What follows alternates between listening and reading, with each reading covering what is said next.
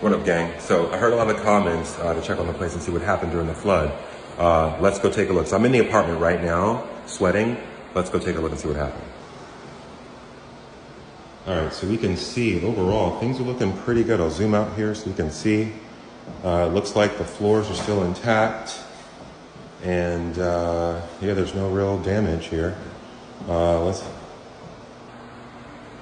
let's go downstairs and check it out.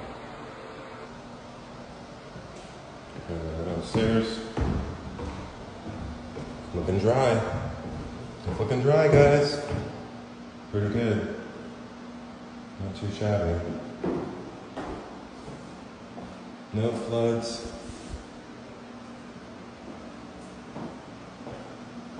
Yeah, looking good.